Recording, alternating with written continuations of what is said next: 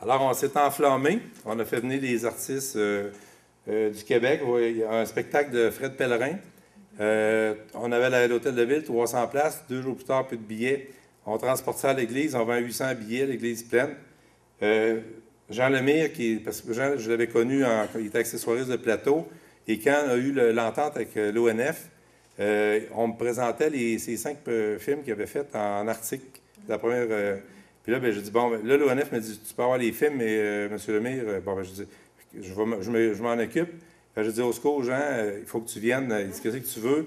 J'ai dit, je suis prêt, je peux avoir tes films, je veux que tu viennes les présenter. Il y avait 8 personnes dans la salle. Fait que, il m'a dit, inquiète-toi pas, c'est comme ça, ça commence. 2 ans plus tard, il est revenu présenter son voyage en Antarctique. C'est-à-dire, on a même fait une visioconférence la veille de la fête à Jacques Languérand, et Jean était sur son bateau en Antarctique. Après, l'année d'après, il est venu présenter à l'Hôtel de Ville, 300 places, 300 personnes, full. Fait que, tu sais, je pense qu'il faut persévérer. Puis, on essaie des affaires. Moi, je dis c'est essai-erreur, là. C'est essai-erreur, puis à un moment donné, essai-succès. Et Fred Pellerin, bien, c'est bien beau de dire on a 800 personnes à l'église. C'est le fun pour notre achalandage. Mais l'année d'après, tu fais quoi? Fait que là, l'année d'après... donc, ça, c'est l'année que Fred est venu. On a passé de 3 jours à 10 jours d'activité. Et là, on avait une programmation, là, on n'a pu finir, là. On a aussi, en cours de route, on fait affaire avec des artistes de la région. Donc, ça, c'est un artiste qui nous fait nos trophées. Sur la partie vert, c'est gravé, le Festival de films de Portneuf, avec notre petite tête de bonhomme. Et ça, c'est du merisier séché. Qu'il y a eu des champignons, la technique est assez spéciale. C'est des œuvres uniques. Donc, parce qu'en premier, on ne voulait pas donner un trophée comme tel. On disait, on est en environnement, on ne voulait pas donner... et là, on a décidé de faire affaire avec des artistes de la région. Chaque année, on va avoir des trophées comme ça. Puis, bien là, c'est ça, c'est c'est mon frère, mon jeune frère. On a gagné le prix. Ça, on a représenté la région de la capitale nationale de Québec au niveau de l'ensemble du Québec pour les festivals événements de budget de moins d'1 million de dollars. Ça, c'est le fun. Ça nous amène plein de monde qui nous pose des questions sur notre événement, plein de monde qui veulent avoir nos trucs, tout ça. Ça n'amène pas plus de financement. Puis, c'est beaucoup de travail, présenter des dossiers, parce que d'une compétition à l'autre, il y a des dossiers à présenter. Alors, ça, c'était le premier et le dernier trophée qu'on a gagné. Là, bien, on s'est dit, bon, qu'est-ce qu'on fait? 2008-2009, on s'entend tous qu'il y a eu une crise économique. Nous, notre achalandage a baissé, le financement, c'était bien difficile, parce qu'il y a beaucoup d'organismes qui disent, on va vous aider les 2, 3, 4 premières années. Là, ils pensent que, parce qu'on nous voit là, avec des trophées, puis des artistes, là, on est parti, puis l'argent coule à flot, tout ça, mais c'est vraiment pas le cas. Donc, qu'est-ce qu'on fait? Ça nous prend une permanence, parce que, comme je vous disais, mais ça c'est vrai, là, pour ceux qui vont venir ou qui viennent à Saint-Casimir, qui sont déjà venus, notre bureau est dans un garde-robe de l'auberge. C'est un grand garde-robe, là, mais c'est quand même un garde-robe. Donc, entre-temps, 3 minutes. OK. Alors, je vais accélérer un petit peu. Donc, il y a quelqu'un, un membre des Chevaliers Colomb, m'a dit, écoute, nous autres, en bas, il y avait une épicerie. En haut, il n'y avait plus rien qui se passait, il y avait une grande salle. Il dit, il faudrait que tu viennes voir qu'est-ce qu'on a parce que ça va être à vendre éventuellement. Donc, l'idée, c'était de dire, on voit la construction de la salle, puis comment c'était aujourd'hui, l'an passé, en fin de compte, 2010. Donc, on s'est dit, on part à un autre projet si on veut que le festival continue. Un lieu permanent de rassemblement pour la culture, les arts, l'environnement, puis créer, développer, administrer ce lieu-là où l'éducation, sensibilisation, développement durable, social, culturel va être au cœur de notre croissance. Et en même temps, préserver et restaurer un bâtiment de style art déco. Alors là, on a retrouvé des archives. Ça, c'est un article de l'Action catholique de Québec de 1947 avec la façade comme de quoi Saint-Casimir aurait son centre culturel.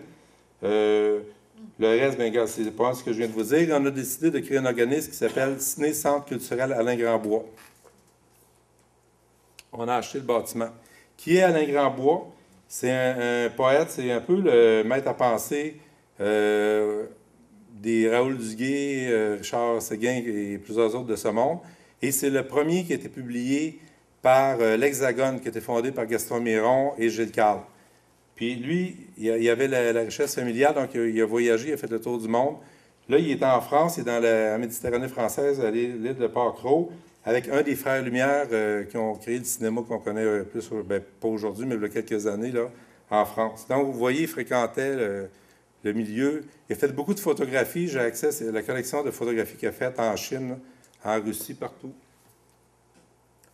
Donc, la pièce maîtresse, ça, c'est une photo vers 1900. Les bancs ne sont plus là. Le piano à droite, il n'est plus là, mais on vient d'en acheter un autre.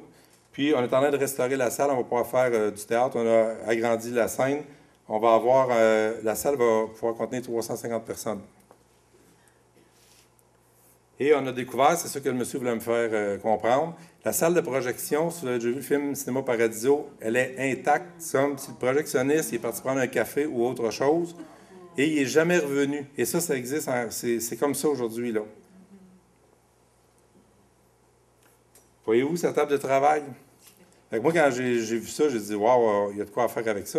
Puis, on a vérifié, puis à travers le Québec, il n'y a pas de centre d'interprétation du cinéma permanent présentement. Donc, on va en faire un. Alors, donc, le projet, comment ça peut être structurant pour la région?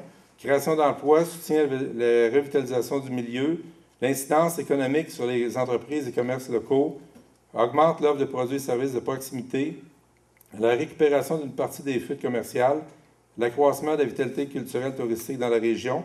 Exemple, l'impact sur l'auberge du Couvent, je vous parlais tantôt. Nous, on la loue pour le temps du festival, puis c'est plein. Puis il y a d'autres gens dans l'année, parce qu'ils viennent là, ils disent « Ah, on peut louer ça pour des congrès, des trucs comme ça. » Donc, dans l'année, ils ont de plus en plus de locations de groupes. Puis, soutenir la consolidation et la pérennité du festival, ce que je vous disais tantôt.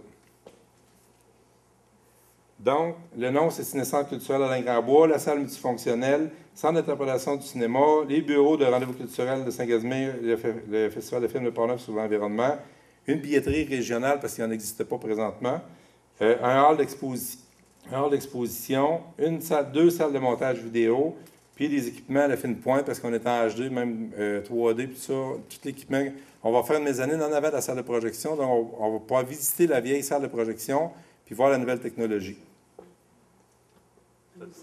J'ai pas eu d'autres petits cartons, c'est bien. Alors... Merci.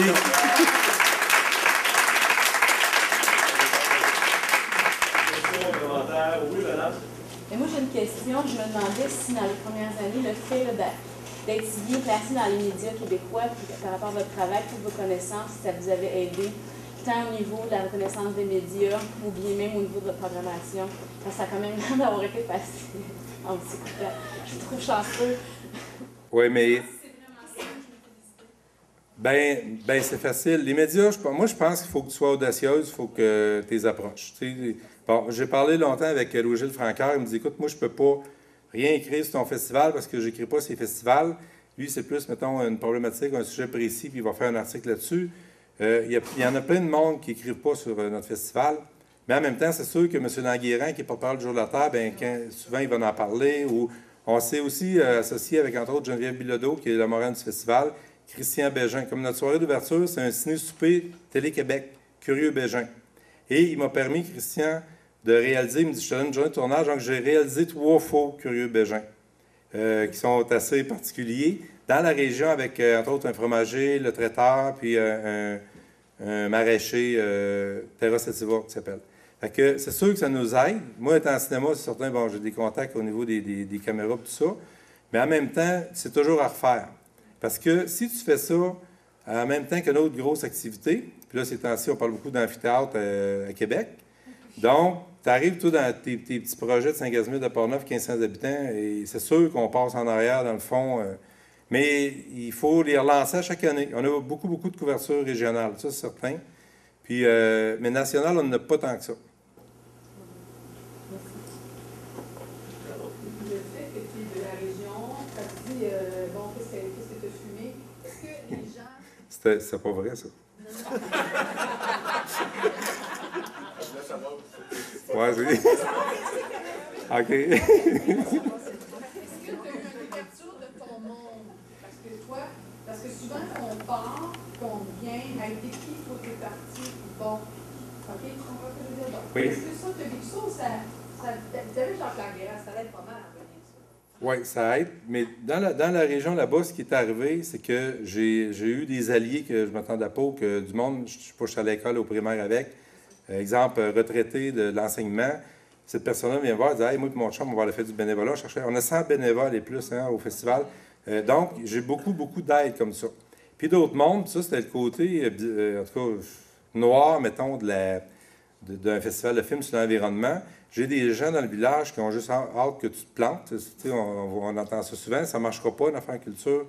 Puis, à un moment donné, j'ai entendu dire hey, ben, c'est le fun, ton festival, ça marche. Il y a plein de chars dans le village. Tu sais, c'est pas ça le but d'un festival de films sur l'environnement. Là, tu te dis, le lien qu'ils font avec ton festival de films, c'est qu'il y a plein d'autos dans le village. Fait que, tu sais, c'est les deux côtés. Mais moi, je pense qu'avec le temps, de plus en plus, les gens sont conscients qu'il se passe de quoi, sont conscients que ça amène l'économie. Même, je sais pas, le garagiste, ben il voit bien les autos qui vont, les fameuses autos là, qui sont dans le village, ils vont mettre de l'essence chez eux. Tu sais, c'est sûr que les commerçants, ils sont conscients. Pas perdu d'énergie à les convaincre. Non, bien, il y en a que j'ai mis ça de côté, des convaincre, là. Je me dis, c'est vrai que le temps. Puis on peut pas faire plaisir à tout le monde.